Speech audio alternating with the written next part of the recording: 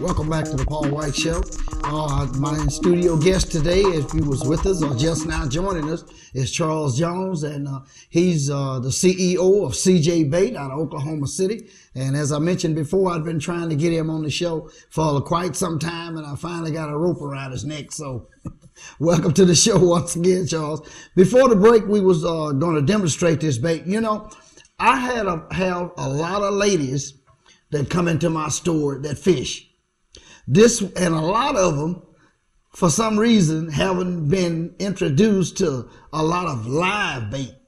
You know, they don't like to touch the worm, or they don't like to hold the minnow in their hand to try to put it on the hook. And some of them don't even like to take the fish off of the hook. They take their husbands with them, or a friend when they go fishing to take the fish off. Now, this is a bait that would probably really suit the women that are not that familiar with live bait.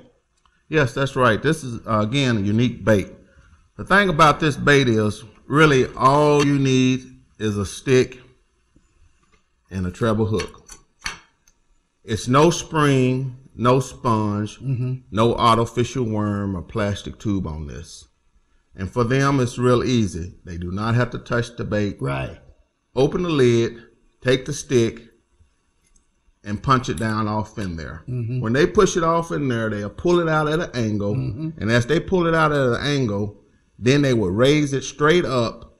And if that hook is not covered for some reason, push it back down off in there again and pull it through until you get that hook covered up. So it's real neat. They do not have to touch it, do not have to get it all over their hands. Now, the biggest problem they're going to have is when they get that big fish. And then they have to take it off. Now, they will get a little fish on their hands then. As my wife says, she's the one that got me using this number 4 hook. I actually use a number 6, but since I've been fishing with her, she's been catching a few bigger fish. I'm gonna tell the truth, you know. So she got me changed up to a number 4. Yeah, I couldn't get her to come on the show with me. I don't know, you know, but next time we get together, we'll get out fishing. Maybe she'll get on the show with me. So again, this is real simple for the women too. Now, you were going to demonstrate how to tie that knot on the that slip bobber system that you got there? Yes. What we're going to do is we're going to break this down. It's going to take a little bit, but not too long. So I'm going to use this knife here. I usually have some scissors with me. I'm going to cut all this off. And we're going to start from the top. So when you actually really start, you get a little slacker line there. Now this rod, you'll notice, is a little longer than your average rod. It's 11-foot rod, and actually it's a custom-made rod that I actually have made. So the first thing you're going to do when you start off, this is our bobber stoppers, and this is what you put on first. I'm going to get one open here.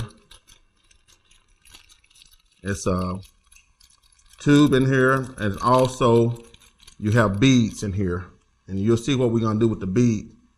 But the first thing you do before you do anything is you slide this tube on your line just like that. You pull that off like that, the string off, and you throw that away.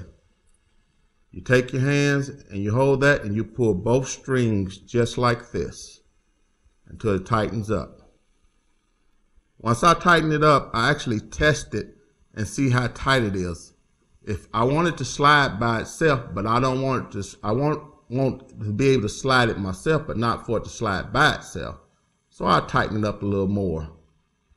Once I tighten it up, I get some scissors or a knife and I cut it. When I cut it, it'll give me a little knot. That's where your bobber stopper come in at, just like that.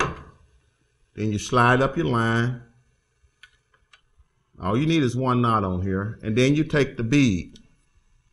You'll notice it's a bead in all the packages. And this, like I say, this is the setup that we've been using, and this is the setup that we catch fish with.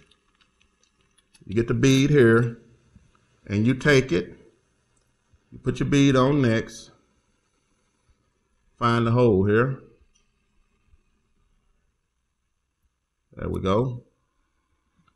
Then you take the cork itself,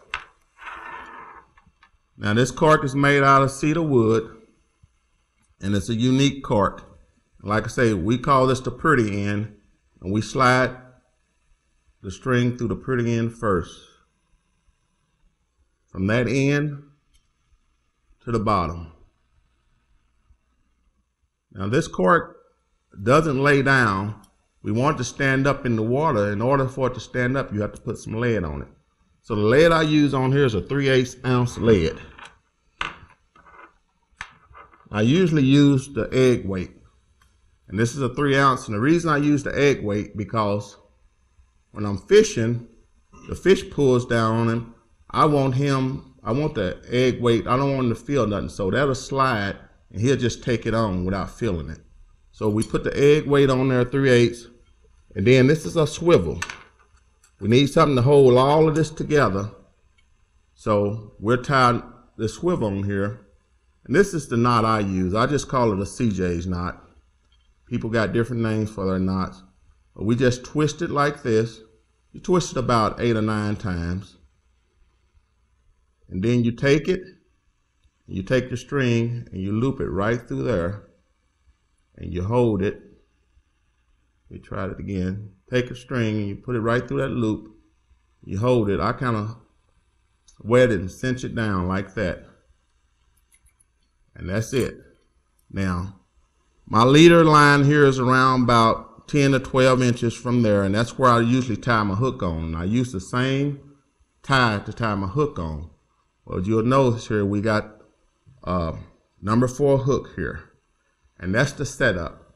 You got the bobber stopper right here, bead, cork, weight, swivel, and hook. It's the easiest setup. If you have any problems, you can go on YouTube and look up CJ slip corking, and it'll show you exactly how to set this up. Now, we're going to show you how to dip this bait right now since we're here. I'm going to stand up. We're going to open up the lid of this. This is good tight lid. We learned that dogs still can get to this. I'm going to show you what the bait looks like on the inside. You can see it's thick and creamy. It's actually a cheese-based bait. And what we do is we just take the stick, we punch the hook down off in there. If you can see it here. And we'll see what it looks like when it comes out. It's a little thick.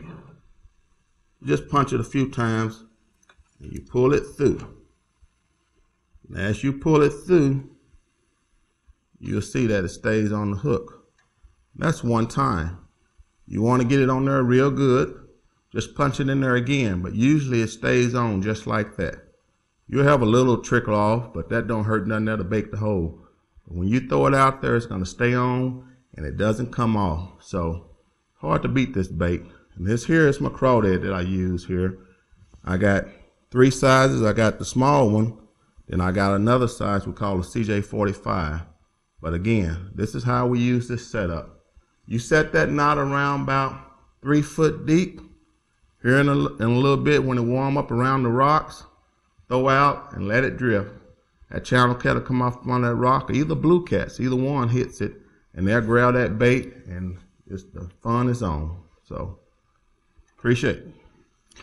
All right, CJ, thank you for showing us how to use it. This bait, by the way, can be found at P&P Seed and Bait Company at 1901 East 21st Street, right here in Wichita. We got plenty of it and plenty of varieties. All right, well, thank you for being here today, and I'd like to thank my guests for being here on the Paul White Show. We'll see you next week.